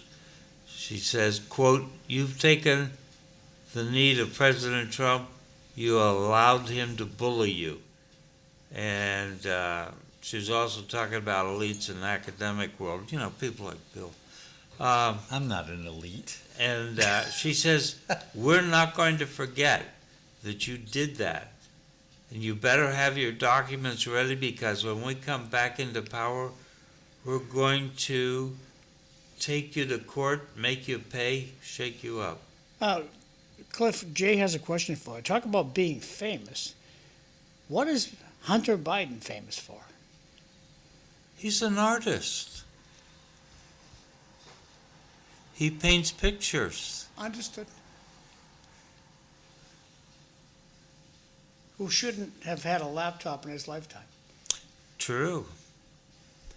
Anyway, I don't think it's good for the party out of power to be threatening the party in power.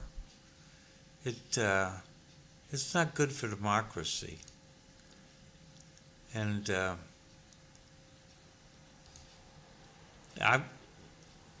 now we find that under President Biden, the FBI was eavesdropping on people like Susie Weil while she was talking to her lawyer.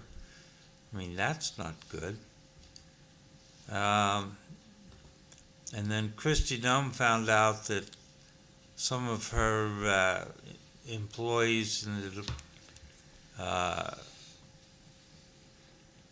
her department were tapping her phone and her computer.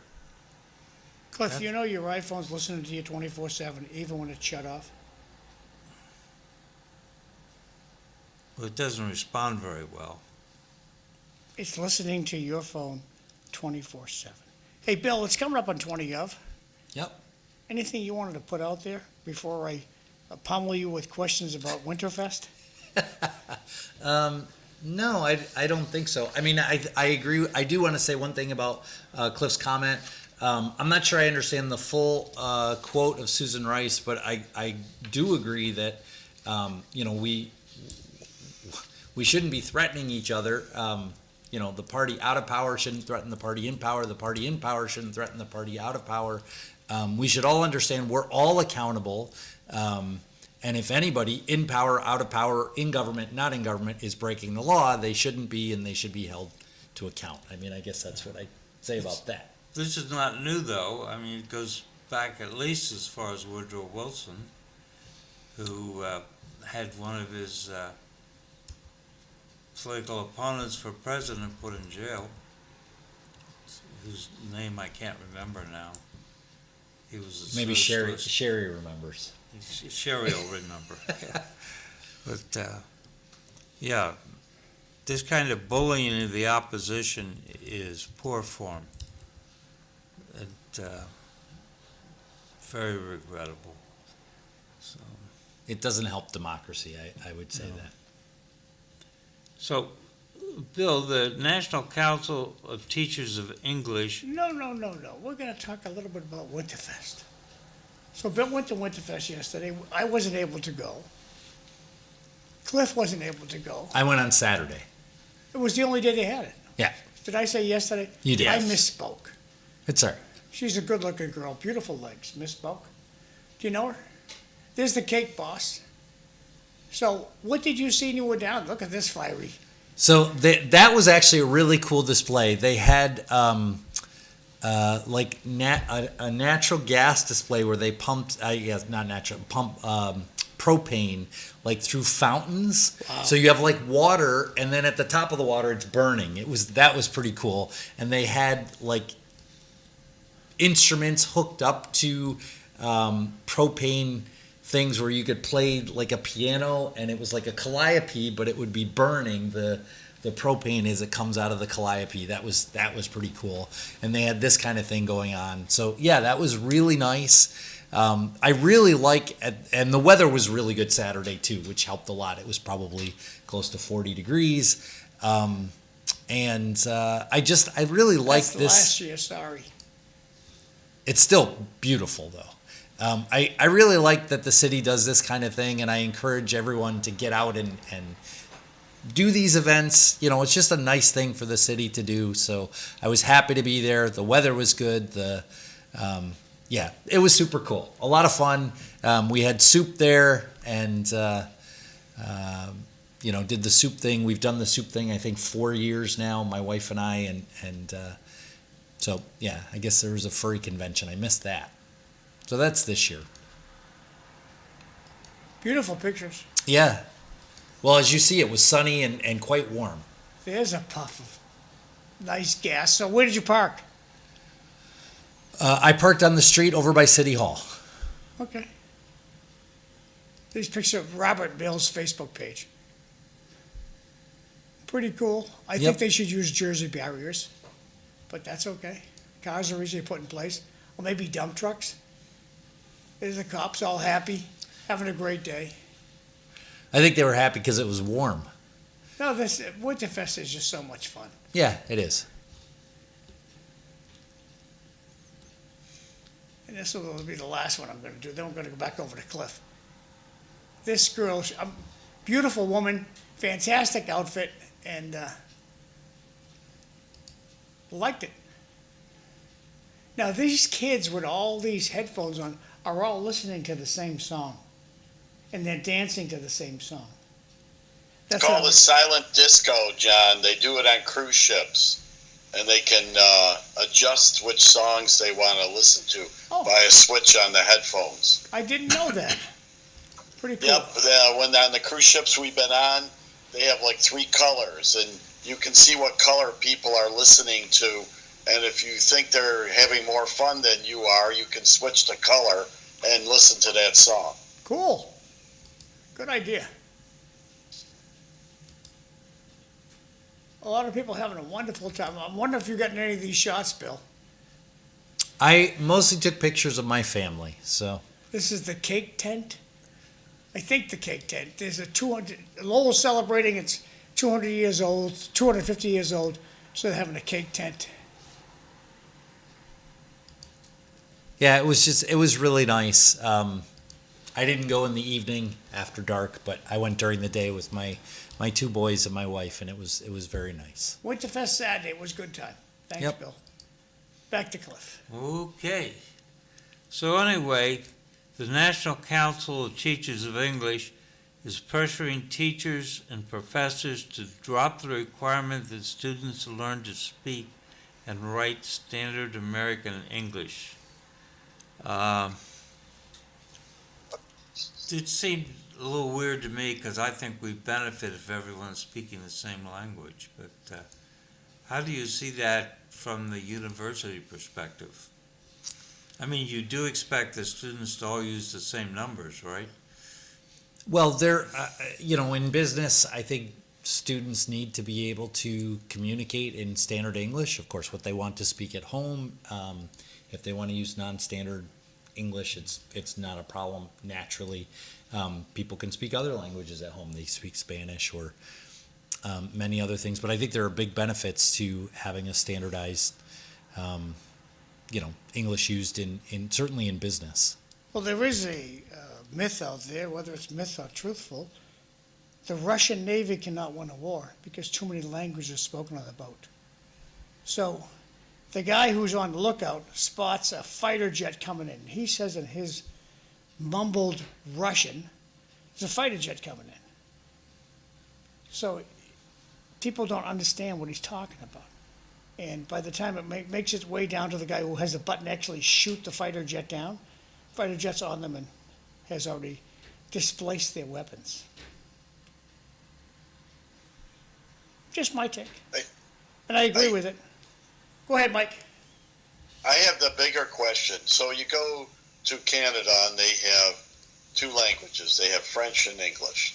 You go to Italy, their national language is Italian. You go to Greece, their national language is Greek, right?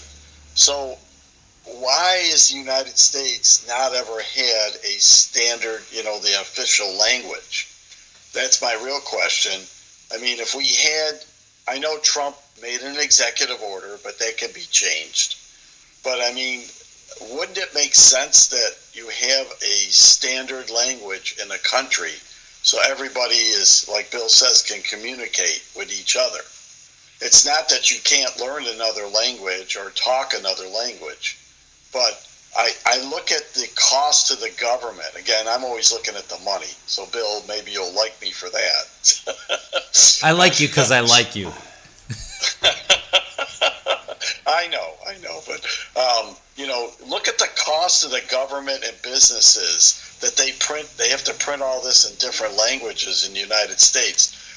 I would imagine that the costs, especially for the government, go way down if they only had to print in one language. So I'm just asking the bigger question, I think, is why is the United States compared to a lot of other countries, that we just don't have an official language, and that would simplify things. I think the president established that English is the official language. Yeah, there's Mike said that.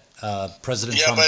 but it's an executive order. It's not a law. It's not something passed by Congress. Well, so say the next president comes in, whoever parties to him, he says, you know what? I'm going to rescind that executive order. We can speak 5 languages in the United States. We don't have an official language. Mike, I'm with you. We're not going to have our side. It's got to win diplomacy, take down any special language of the United States. Comment from the audience, and it says, so we need gas to make fire displays. You would have to figure that maybe an electric fire for a display. Just a thought. That's from Jay.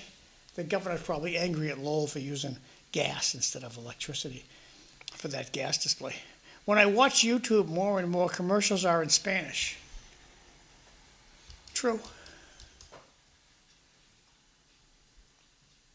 Yeah, I mean, the United States has a lot of Spanish speakers. I don't know the percentage of the population, but it's certainly significant. I hear lots of languages in the grocery store, and I think it's actually pretty cool. But I think the real question is how important is a standardized language? I think it is cool to have other people speaking other languages. Well, then, just in recent history, the Navajo code talkers for World War II saved a lot of lives, helped us win a lot of skirmishes. The cost to education systems, to schools, because a lot of the students have come in and they can't speak any English, the cost to interpret or to get them reading English adds a big burden to the school districts. I mean, when you had the great immigrations to the United States in the early 1900s, people came here and they learned English, because if you didn't learn English, you were out of luck. It's not like they didn't lose their old language, but they had to learn English. And I mean, in New Zealand, they teach English, and then they also have Maori, as the second language there. And Canada has English and French. So, I don't see a problem in having a national language, because if you can't communicate, recently with people who are truck drivers, couldn't read English signs, it's you can have safety issues too. So I just never understood why we don't have an official language compared to other countries. Well, do other countries have official languages? I would actually push back a little bit, Mike, because a lot of countries now are getting farther from being standardized English. I'll give you an example. I was in Cardiff 2 years ago, And my cab driver, he said his kids go to a Welsh-speaking elementary school. And I said, do you speak Welsh? And he said, no, I only speak English because I grew up speaking English. But his children now go to a Welsh school. So they're deliberately choosing not only to fund English, but to fund Welsh. I imagine in Scotland you'll see something similar with Gaelic. I know in Ireland there's a big push to teach not just English, but Irish, Gaelic, Irish. So I don't know that everybody's sort of standardizing down to one language. It almost feels like certainly some European countries are going the opposite direction. Well, Jay says I think that's more a private school. And like I said, Canada has 2 official languages. No, So- in Wales, there were 7 elementary schools in Cardiff, in the capital city, and 5 of them are Welsh-speaking. These are public schools. These are not private schools. Well, This that's is the Plaid government Cymru. funded. What's that? That's the Plaid Cymru, the Welsh native political party pushing. Yeah. So, comments from the audience, just look at when you get a mail-in ballot, how many languages are on there? That's from Jay. The Southeast Asians learned English and spoke English in public. They're doing very well in society today. If you don't speak English, you're not going to excel in America. So that commenter's comment reminds me of my wife noting that down in the post office, Asian American mothers talking to their children in English, and other mothers talking to their children in Spanish. And so I think she thought, and I agree, the Asian American children are benefiting from their parents talking to them in English. Well, also, the Asian American mothers keep home problems at home. They don't take them out into public. They don't fight with their children in public. Never do I see a mother chastising an Asian kid in public. That's done at home. That's just my take. Back to finance for a minute. I saw an article that said that Micron spent 4 years doing the paperwork to build a chip manufacturing plant, and now they're being sued again by environmentalists. It looks like it's 6 more years. The person who wrote the article was making the point that for China, this is a good way to hold us back. For $100,000, you can get a group to sue under the NIMBY principle, not in my backyard. And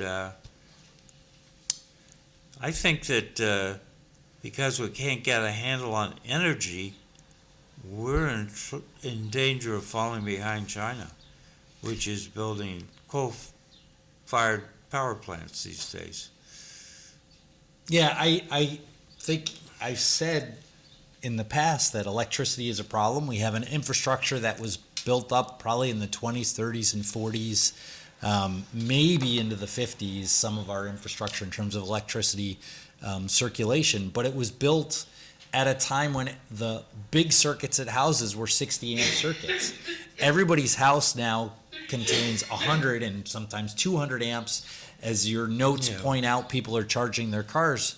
That's a lot more amperage, but also now with AI, we're using a lot more electricity, and it's really hard to get people to want to invest in this infrastructure. But I think you're right. I think this is critical infrastructure.